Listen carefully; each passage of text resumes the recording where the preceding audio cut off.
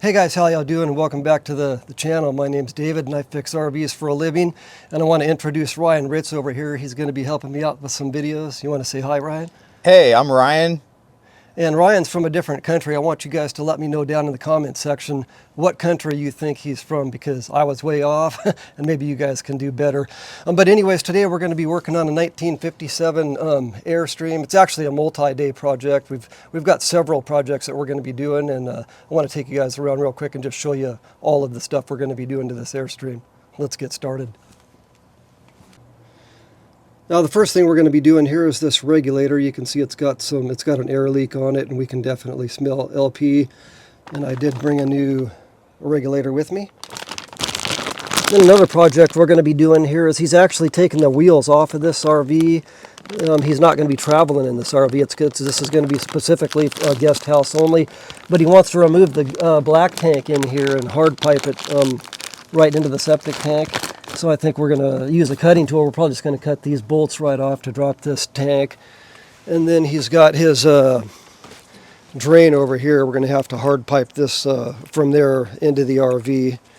And then his water heater is ancient. As I said, this is a 1957. There's barely enough, well, he said there's barely enough water coming out of this thing to even do dishes. So we're going to be installing a tankless water heater in this RV. This is the back side of the water heater, and this is the first time I've personally seen copper plumbing inside of an RV. Yeah, so this is what we've got to work with. In fact, let me show you what else they've got going on here. They've got all of the plumbing in this RV is right on the floor. Everything is right on the surface. We've got some electrical just laying on the floors here too. Show you what it looks like under the sink. Yeah, it's copper plumbing everywhere. Let me know if you guys have ever seen this. This is the oldest RV I've worked on ever. As I said, it's a 1957. And then another project we've got is this Dometic refrigerator is not working. So I've already done a little bit of research on this, and it seemed like the heating element was, supposed to be putting out about 40 to 50 ohms, and we were only getting, what was it, Ryan? I think we were getting about between 10 and 10 and 15. 11. Yeah, so we're going to be replacing the heating element. And then one other thing that he has mentioned is, as you can see, we got more wires and stuff right on the surface back here, but he said that this water pump is not working either. I brought another water pump with me just in case, but it's possible we could get this one going. Hi guys, I'm Ryan. I figured that I would quickly take a moment to show you the entire 1957 Airstream, and also where it's set and the setting that it's on. It is absolutely beautiful. This is another reason why Dave and I love what we do. Why don't you come along with me? This right here is the 1957 Airstream. It is located right here in beautiful Squim at the base of this beautiful range of mountains.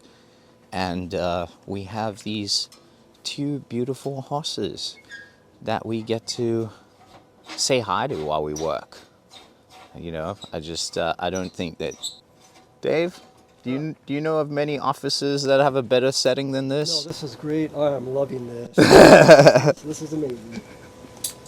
On this one, the bracket that came with the new one is different than the old one, so I have to put this bracket on here.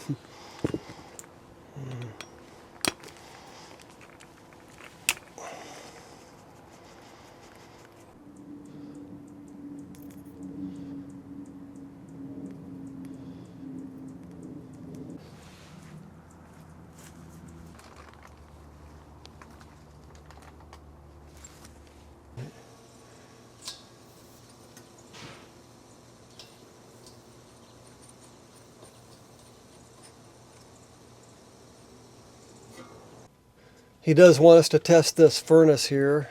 This is definitely an antique furnace. And it's a manual light too. Yep. So in order to light it, we're going to have to depress this valve and turn it all the way to the pilot. And then light the pilot through this nice. pilot hole right there, We have to leave this depressed for about 30 seconds to ensure that the pilot stays lit before we turn the furnace to the on position, at which point hopefully we'll see the burners ignite.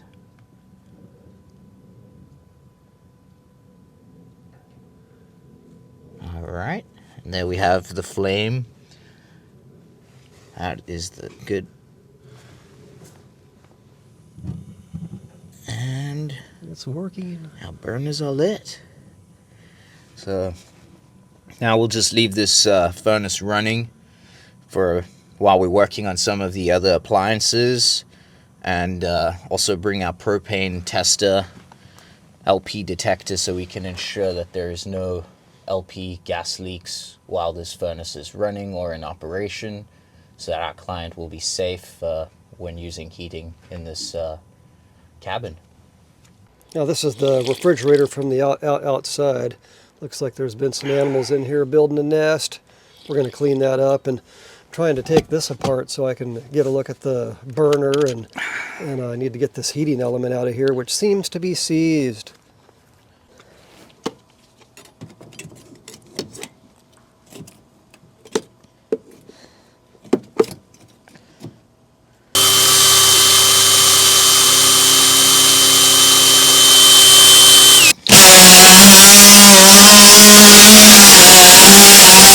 Now, I just gotta finesse it out of here.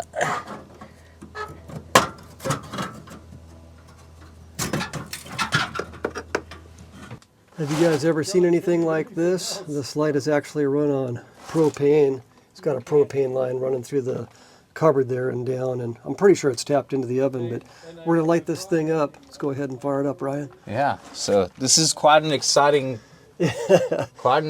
piece to see. It's actually got a valve on the top here. Oh yeah. Where you can control on or off the valve for the gas, and then down here you light it,